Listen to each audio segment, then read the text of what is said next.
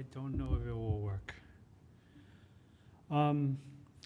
So I reworked this presentation a little bit based on what we heard last week from Pastor Ye.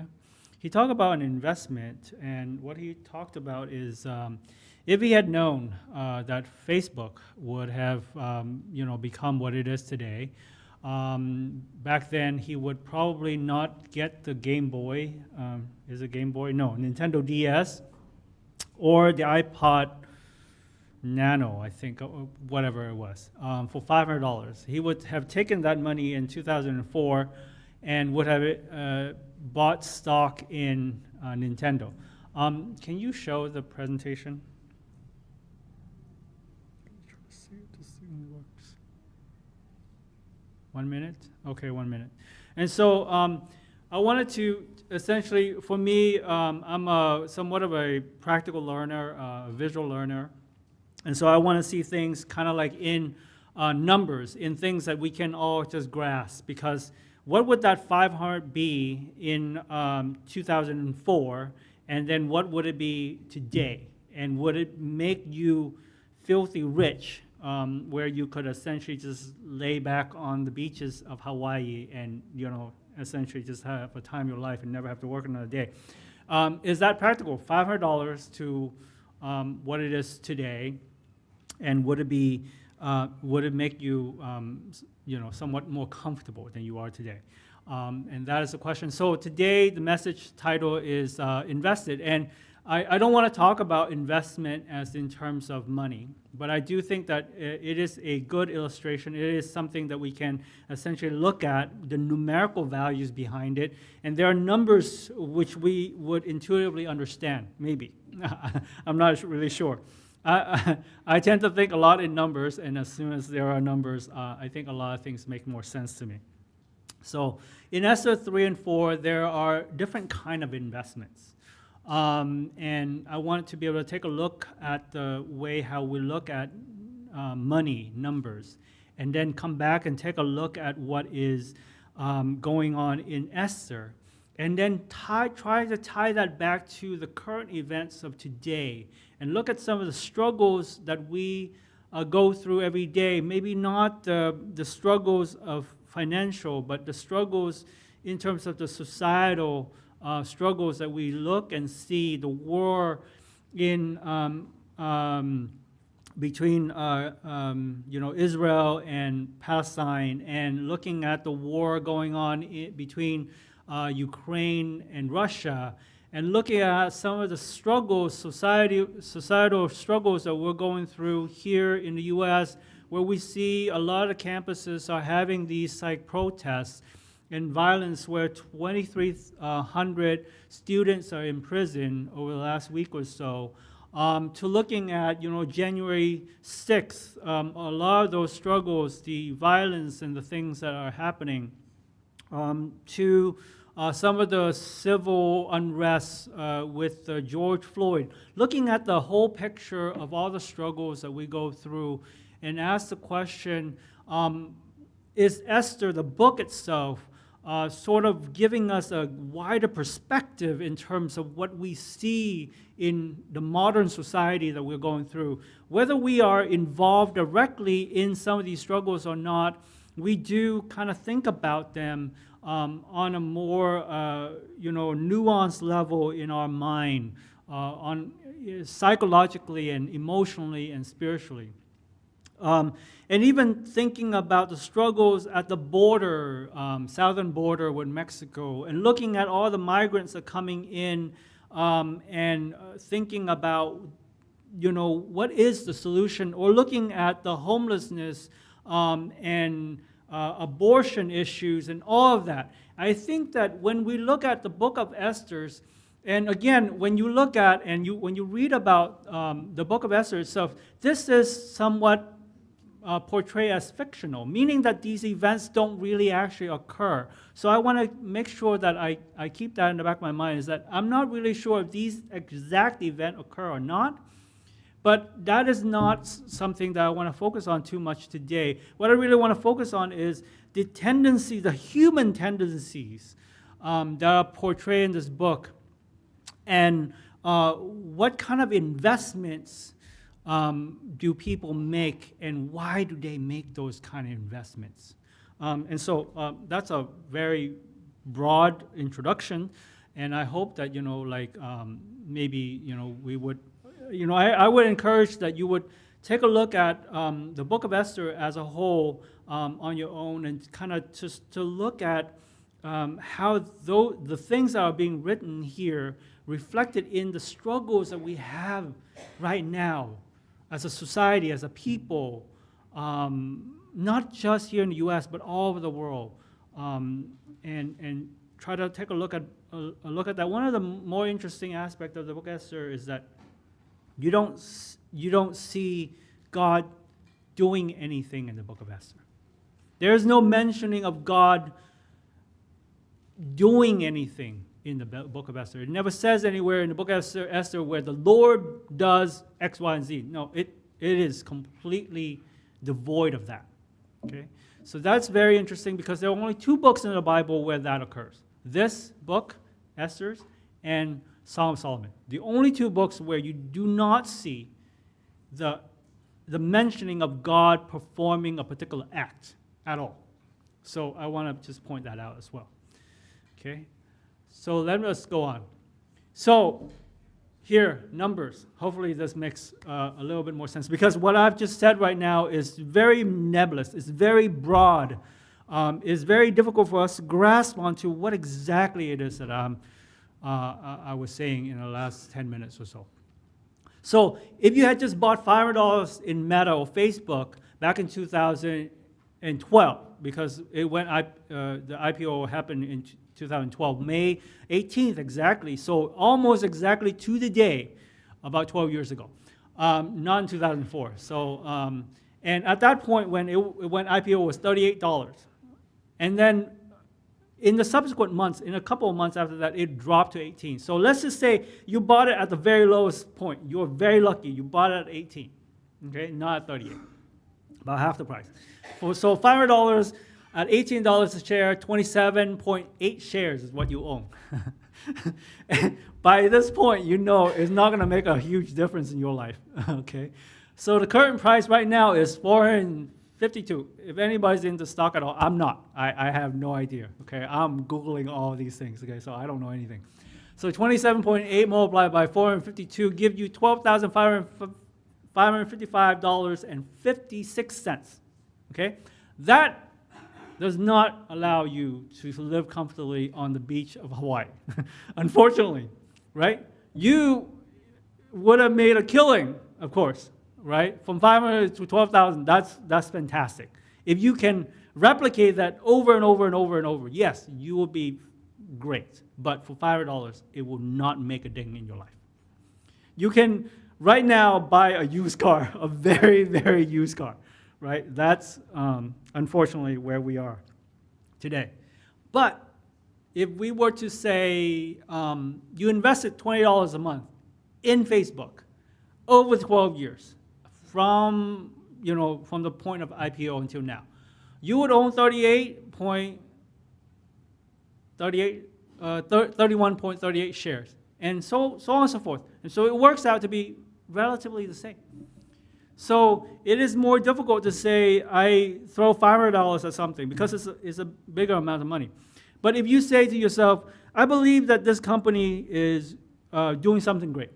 It connects people. It allows people to communicate, and it allows families to get to know each other, follow each other, stay in touch, and have somewhat of a platform for people to continue to interact with one another, keep in touch.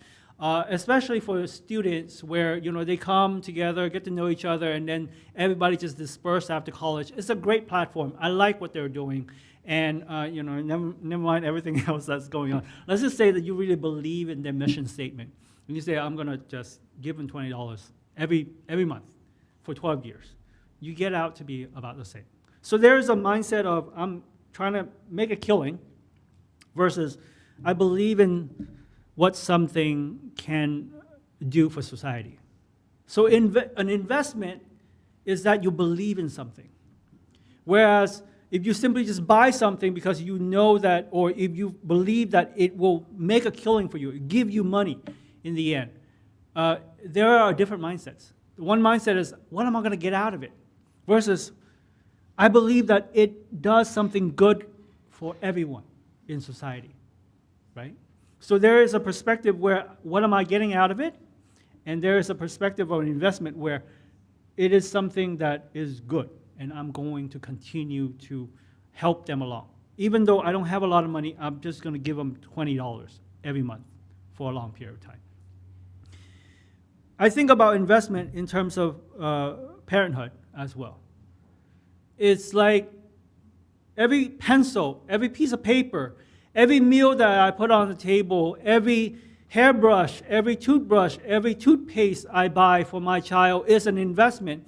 Every dental appointment, every doctor appointment, every haircut, every single thing that is big and small, every school choice I make is an investment in my child.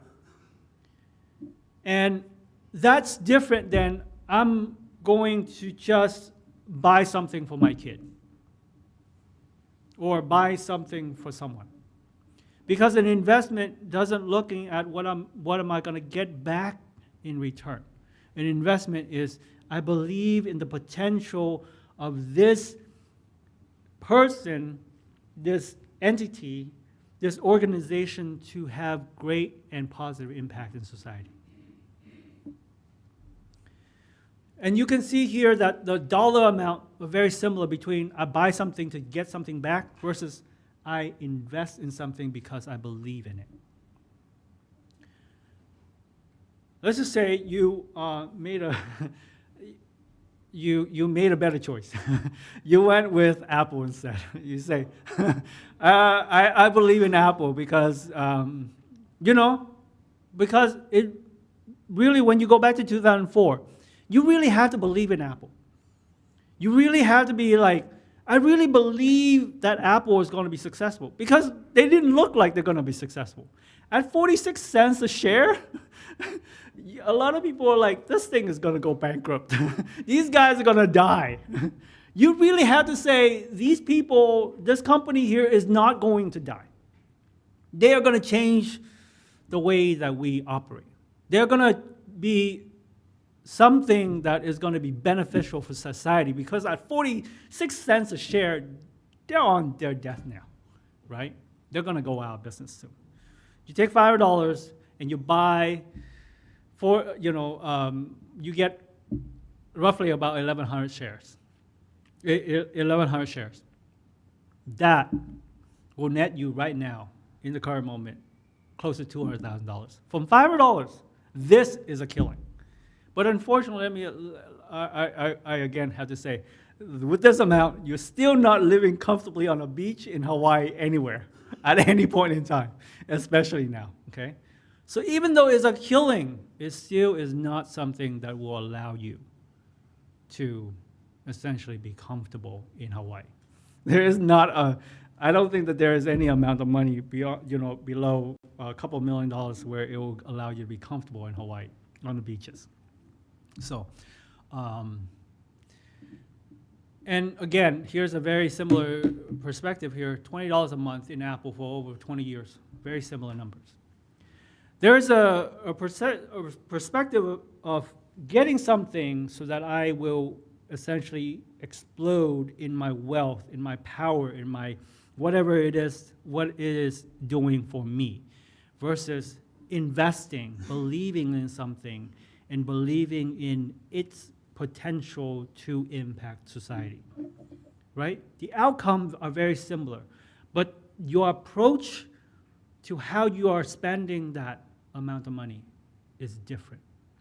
An investment is something that you do repetitively for a long period of time. An investment in our spirituality, in our relationship with God looks like that as well. It's repetitive. It is something that is incremental, small, minute, but you do it over and over.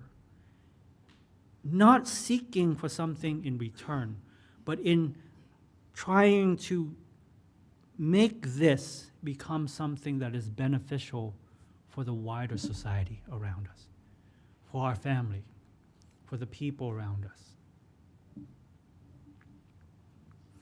And, I have another example on SPY, but it's moot because, again, very, very similar.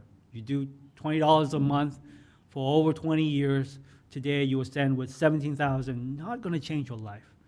But that is an investment. You're giving money to companies for them to impact the world. Whether that you believe in it or not, if you give money to companies like Tesla because you believe that you're going to make a killing, because you're going to make a lot of money out of it, or you believe that it is going to essentially change the global warming or climate change or whatever it is, that's the difference between what am I getting out of it versus what do I think, how does it impact the world around me? Again, not even the, I'm sorry, my apologies for the small font here. Monster drink, if you guys don't know what that is actually the biggest killing of all. If you were to invest in anything over the last 20 years, it would be Monster drink. That drink with the monster claw, the 3 thing on the front, yeah, that is a killing. Not anything else. That is the number one. So in terms of picking a unicorn, getting the best return for your investment or whatever the case, you see here, Meta is nowhere on this list. Netflix, Nvidia, Apple, and some other companies that we've never even heard about. So there. Let me just turn back now to Esther. How does Esther, the book of Esther, reflect in this investment strategies or the mindset of investment? And how does that even ties together? And what does it do for us today when we look at all the struggles in society? What does it do? Does it have any impact, a mirror at all between these two? Let's go through and take a look at some of the storylines here. I'm just going to be very brief, jumping back and forth between chapter 1 and chapter 4 and just really dissecting it because really we read through chapter 2 and 3 and 4 to really give us kind of like a wider perspective in terms of the storyline, what happened. So in Esther chapter 3, verse 1, it starts out with this very interesting part. After these events, and really we focus on that because after these events, meaning something happened and then something else happened. They are connected to each other, which is very interesting because it doesn't. After these events, King Xerxes honored Haman, elevating him and giving him the seat of honor higher than all other nobles. It's interesting because when we go back 3 verses in chapter 2, right before this, it has no mentioning of Haman whatsoever. Bigthana and Theresh, 2 of the king's officers who guarded the doorway, became angry at the king and conspired to assassinate King Xerxes. But Mordecai found out about the plot and told Queen Esther, who in turn reported to the king, giving credit to Mordecai. We see his name Mordecai here, right? Not Haman. And when the report was investigated and found to be true, the 2 officials were impaled on poles. And then we go to chapter 3, verse 1, where it says, after these events, after the assassination plot was foiled, after Mordecai had done this great thing for the king then, for some unknown reason, promoted Haman, right? And so that is where the struggle begins. The struggle begins is that there is someone who did something right, but that person was not elevated. That person was not rewarded. Someone else was rewarded. So we go to Esther chapter 3, verse 2. Officials at the king's gate knelt down and paid honor to Haman, for the king had commanded. The king himself commanded that this has to be done. But Mordecai would not kneel down or pay him honor. A lot of times we would read through the commentaries, and what they say is that it is due to the fact that Mordecai is a Jew. He believes in God. He would not kneel down or pay honor to anyone other than God himself. And that is one of the reasons why he would not kneel down. My contention, and this is my interpretation, is that Mordecai is very angry at the fact that there's this guy who didn't do anything at all for the king. The king was about to be assassinated. He had a hand directly in saving the king, and he was not honored. But some other guy got that honor instead. And so he's like, I'm not going to honor this guy. He didn't do anything. I did the good work, and I was not rewarded for that. There are other interpretations as well, where it says that because Mordecai is a Jew from the tribe of Benjamin, again, please go and read in Esther. These details are actually in there. And it says that Haman is actually an Amalekite. And we know that from King Saul, he spared the king of the Amalekites, and God really was angry at Saul because of that. And so here, Mordecai was not going to make the same mistake as his predecessor by, again, bowing down to Haman, an Amalekite. And so you see a lot of different interpretation, but my takeaway from this is that Mordecai said, I did a good thing. I was not rewarded. This other guy didn't do anything. He got rewarded. I'm not bowing down to that guy. That guy does not deserve it. I deserve it. So, no, I'm not going to do this. And so, again, just as what was mentioned earlier during the reading was that we don't see any rationale at all from Mordecai. He does not give a reason, and this is actually in verse 3 here. When the royal official asked Mordecai, why do you disobey the king's command? Day after day they spoke to him, but he refused to comply. There is no reason that Mordecai gave as to why he didn't do it. And in verse 4, this is what is written. We don't see what Mordecai said. They told Haman about it to see whether or not Mordecai's behavior would be tolerated, for he here is Mordecai. Mordecai had told them that Mordecai, is a Jew. So the only justification that we see here for Mordecai is that he's a Jew. He won't bow down to Haman. It's not really a justification, really. It's just I'm not going to bow down to that guy. That's pretty much what it came down to. And I think that there is somewhat of a missing link somewhere here, where we don't really know exactly why Mordecai wouldn't bow. There is my reading of it. There are other people's interpretation of it, and so on and so forth. And so I would just encourage that you would just take a look at it and see what comes out for you. But what is, to me, reflective of society, of human behavior overall, is in this. Having learned who Mordecai people were, he scorned at the idea, this is Haman, he scorned at the idea of killing only Mordecai. Haman looked for a way to destroy all the Jews throughout the whole kingdom. Why this one man did one thing that is so negatively impacting you in a way that makes you angry, but then you turn around and want to not just punish that one person who did something wrong to you, but you want to punish everything relating to that particular person. Whether or not they're familial or not, doesn't matter. It's kind of like saying, because one migrant did something bad, all migrants are bad. Have we not heard this line of logic? Because one person did something bad, therefore all of that people are bad. Right? It's very reflective of modern society, of the way how we approach and think about problems. Our problem-solving skill involves generalizations. Come to something that is very easy to understand. Come to something that is easy to find who do we demonize and essentially say all of them need to be wiped out. The struggles in Ukraine is very similar. Whatever it is that the Russian comes up with a justification, I mean, please go ahead and try to scour that out, because no one has actually understood fully why Russia is attacking Ukraine.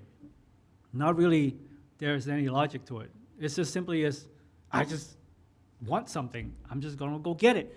Very similar to Haman here. I'm just so angry. I want to resolve this anger.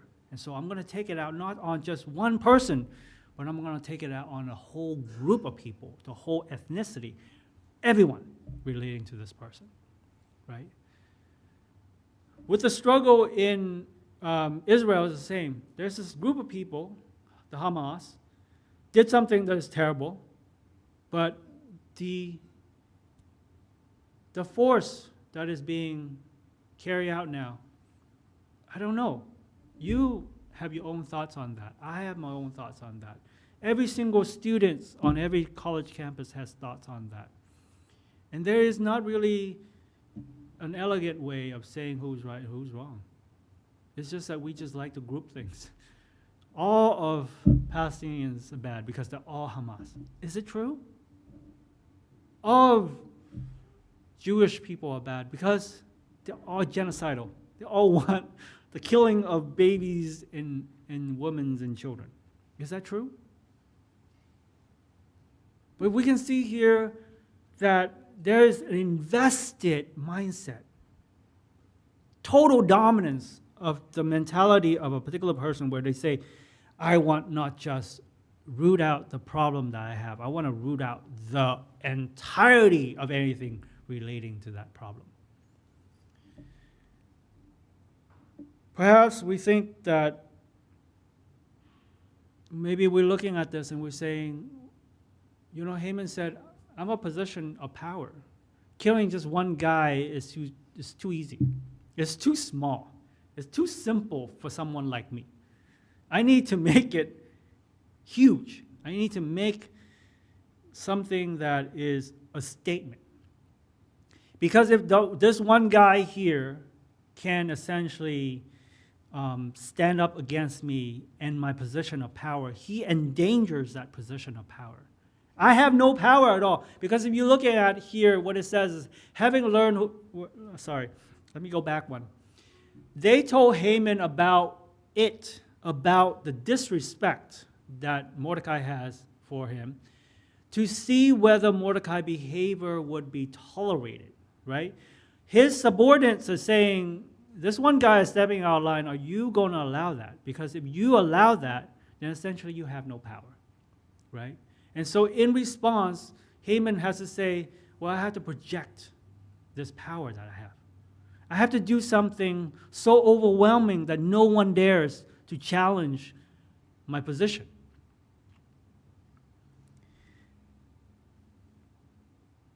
Maybe that's the case, but this is the end.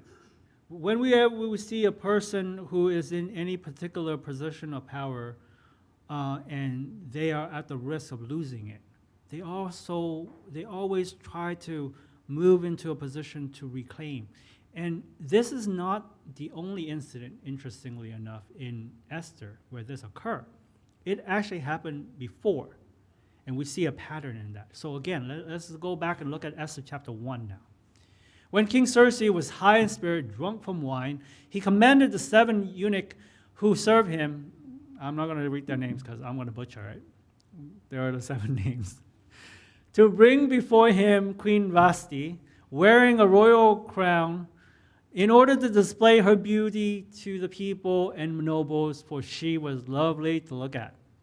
And here in modern society, we'll be like, this guy is something. He's a piece of work, right? We would not tolerate this in modern society. In fact, I think Queen Vashti is of the modern society because she said, I'm not going to have I'm not going to have this. I'm not some piece of meat where someone would just put me on display for everybody to look at me. Like, what am I, a show dog? Right? So she's like, no, I'm not going to have anything to do with this. Right? But when the attendant delivered the king's command, Queen Vashti refused to come, and the king became furious, burned with anger. This drunk man here wanted his wife to come out and present herself to everybody. She's like, no, I'm not going to have anything to do with this. It's very common, right? I think that, this happens quite a bit in society. But the king is really angry. And look at where it goes. Look at where this line of logic goes. In Esther chapter 1, verse 17, for the queen's conduct will become known. This is the king's advisor. For the queen's conduct will become known to all women. There is an extension here that somehow one person does something and everybody else who is of that gender is also guilty of the same thing. And all the women will become known to all the women. And so they will despise their husband and say, isn't it interesting? King Xerxes commanded Queen Vashti to be brought before him, but she would not come. So all women would then disrespect their husband because of what the queen does. There is this vast generalization where we just go to something where one person does something and that whole group, here, the entirety of the whole gender will do the same thing. This very day, the Persian and Median women of nobility who have heard about the queen's conduct will respond to all the king's nobles in the same way. There will be no end of disrespect and discord. Here's one woman who does something in a moment where she felt like she's disrespected. And somehow, somewhere along the line, all the nobles felt threatened. Their position of power is threatened. Their standing within their family is threatened. Their importance, self-importance is threatened. The things that they have invested in to achieve, to gather, to have in their hands is now threatened. To not be looked at upon as important in their own family is threatened. And so they felt somehow threatened by this one woman's act. Is it true? Can it happen? Maybe. But just because of this one conduct of this one woman, they need to somehow suppress all women. So in verse number 22, this is the decree from the king. The king sent dispatches to all parts of the kingdom, to each province in his own script, and each people in their own language, proclaiming that every man should be ruler over his own household. Right? Here is, again, just that overreach. The overreach of those who are in power. The overreach of those who are in positions of strength, of wealth, of might. To essentially say, I'm going to stamp it out completely. This very notion that someone might, potentially, not submit to my power, to my authority. Because they have invested so much, they have no problem investing a little bit more to make sure that their claim on power is sure. Very similarly, in the story of Mordecai and Haman, dispatches were sent out by the king, courier, to all the king's provinces with the order to destroy, kill, and annihilate all Jews, young and old, women and children, on a single day, the 13th day of the 12th month, the month of Adar, and to plunder all their goods. There is not only just Mordecai threatened Haman power, position. He threatened everything that Haman had worked, cultivated to get.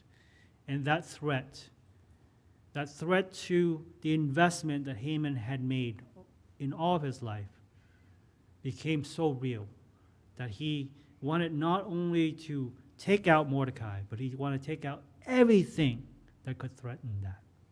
Because if one Jew can do it to me, then I need not to stop at that one.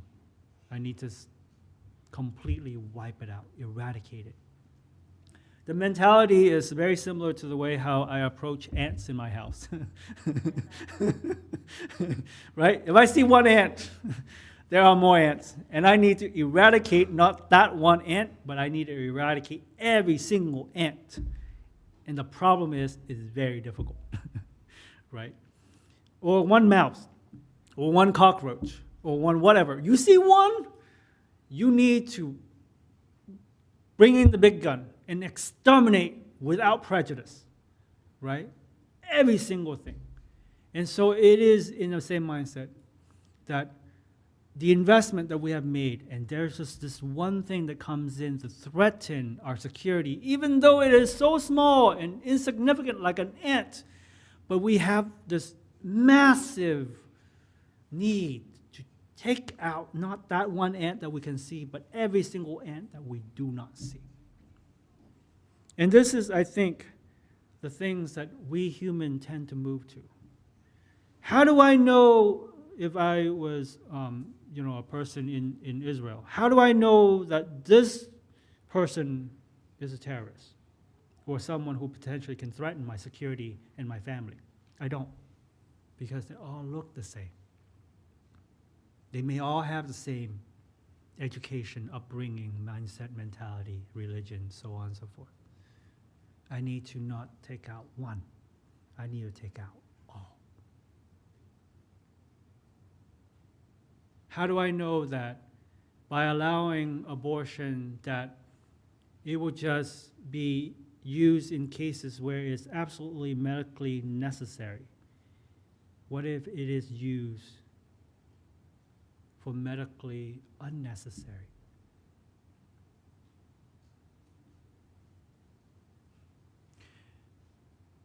We have broad stroke. We have big weapons that we want to exterminate and wipe out. I want to go to the conclusion here. There is a different kind of investment. The investment where we believe in something. The potential for its good. The potential for it to bring about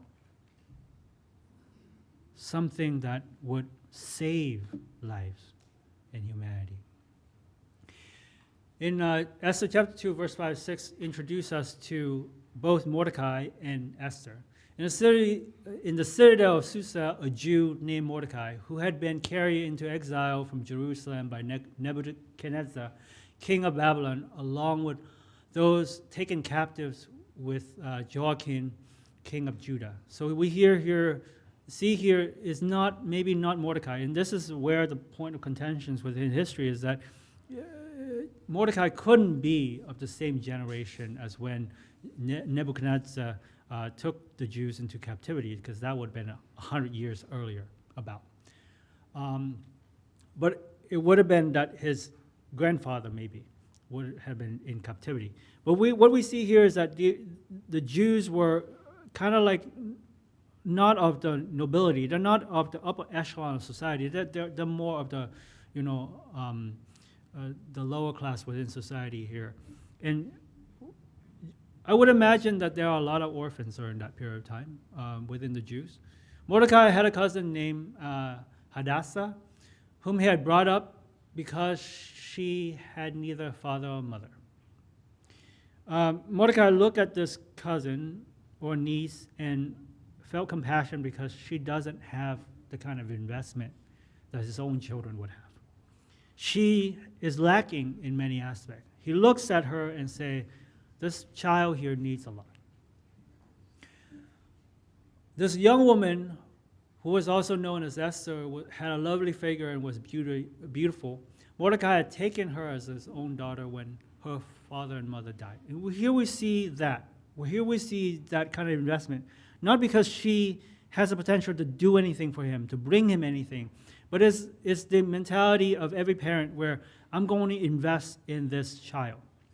And that's not something where we hear a lot, because investment usually has to do with money. Investment has something to do with financial goods and so on and so forth. But when we invest in children, when we invest in not only our own children, but in other people's children, in children who we have never seen. When I was serving over in Philadelphia, one of the challenges that we always have in meetings, for me personally, is always hearing the same thing. All the parents just treat this, children ministry like free childcare. They bring their kids in here at 9 o'clock in the morning on Sunday, and they leave. Who knows where they go? But they all just bring all their children, drop them all off here, and then they disappear. They don't go to service. They don't go and worship at all. They just essentially just go in, grab the donut, grab the coffee, drop off the children, and out the other door they go. There are no parents are in sight at all.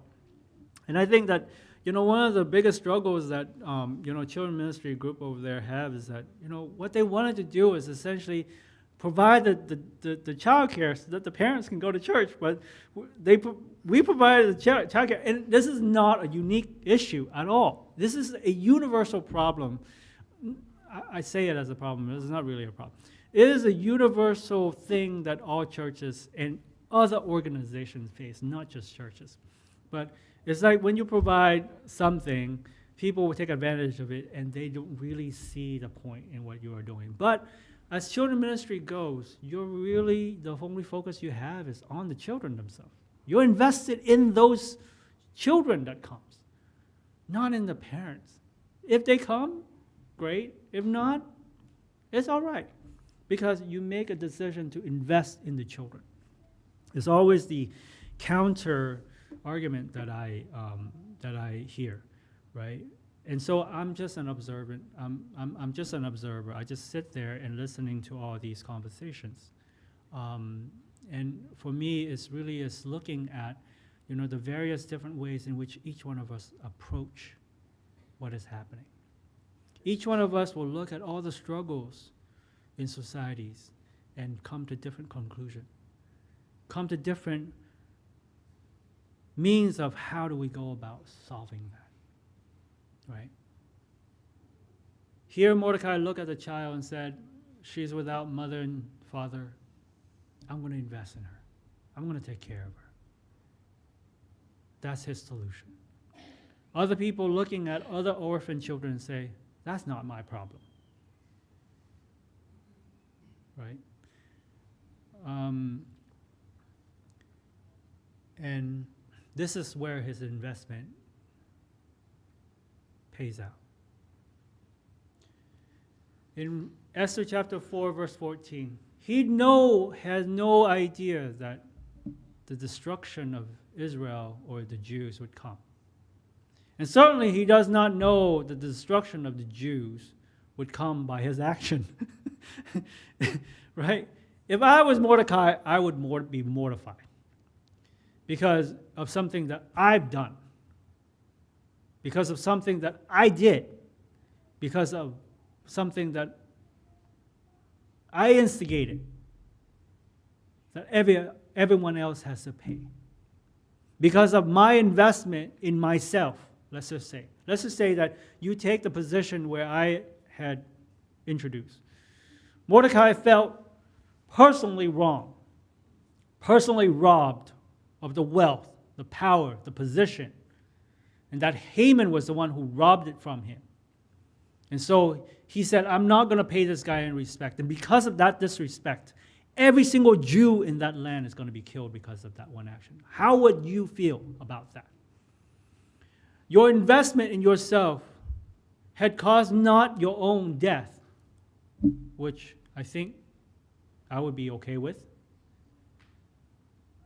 But will you imagine that because of what you have done, every single other person around you, your family, your relatives, the people that you are associated with loosely, the people that you don't even care about, is going to all die because of the thing that you did.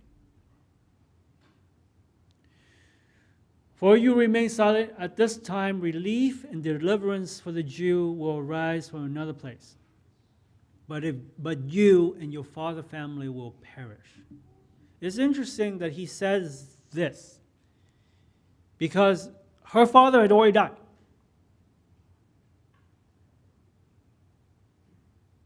Her father is already gone. She has no father.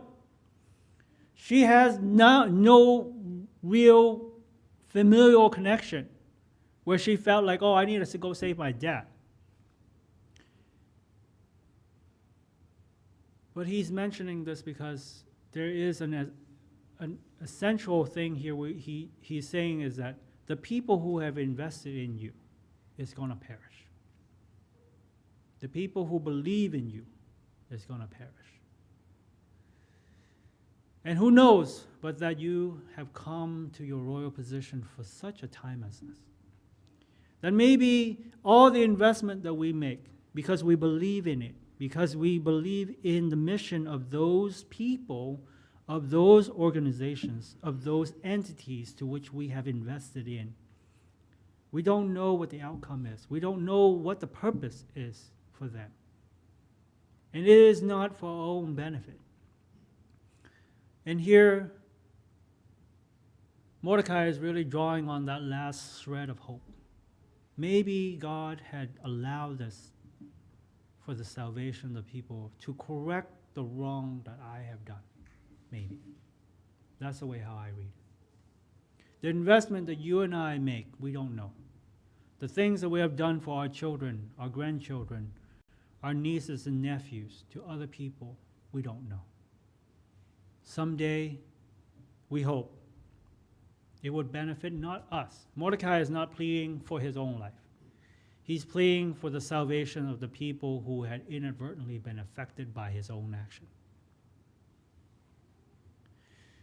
Over the last couple of weeks, I've kind of followed different. You have seen these in the news as well. There's a story. Sorry, Nahemi. A graduate from Nahemi schools down in UC Santa Barbara was at a party, and he climbed onto a ledge near a cliff, and he had just graduated, and he fell off the cliff 15 feet and died. His parents are in disbelief. Invested all that time, and the young man had just about to enter into the world where anything at all is possible, where he may become a great force for societal change. We don't know. He could be the next, I don't know, Einstein, Elon Musk, whatever. We have no idea. Potential cut short. Fell, dead, gone. All the investment, gone. Nothing left.